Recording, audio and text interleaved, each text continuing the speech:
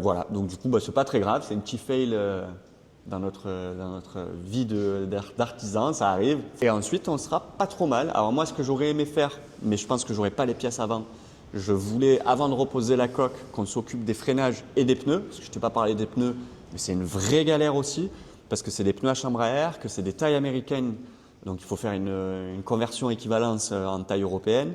C'est un enfer, parce que là, on est en train de voir, on va peut-être même, je suis pas sûr, mais il est possible qu'on change les jantes pour passer sur du tubeless, parce que moi, je serais plus rassuré d'avoir du tubeless, tu vois. Donc on va voir, ça, il n'y a rien de figé, on est encore en pleine recherche.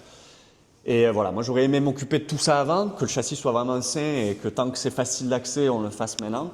Mais en soi, il n'y a pas besoin. Il n'y a pas d'obligation. Parce que même s'il y a l'aménagement, la coque et tout, tu peux lèves, lever, changer grave. les roues, changer les… De toute façon, si tu dois refaire tes pneus ou tes freins, que ton Airstream elle est entière, tu ne vas pas la démonter. Ouais, Donc les mecs, ils lèvent le châssis sur le côté, ils étayent et ils travaillent, quoi. Tu vois, c'est pas un problème.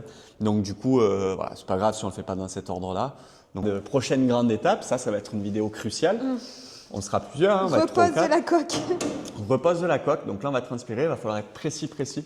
Mais ça va bien se passer, il n'y a pas de raison. Voilà, pour l'instant, je crois que je t'ai tout dit. C'est déjà pas mal. Ça avance. La bonne nouvelle, c'est que ça avance.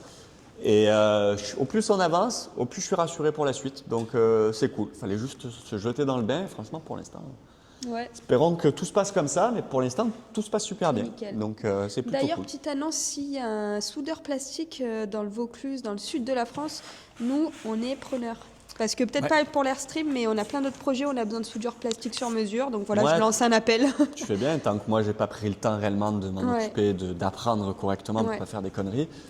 S'il y a un gars qui est dans le coin. Voilà pour cette grande avancée sur l'Airstream. Et puis maintenant, suite dans les prochains épisodes. Prochain, normalement, vous voyez la coque redescendre tout doucement sur son châssis.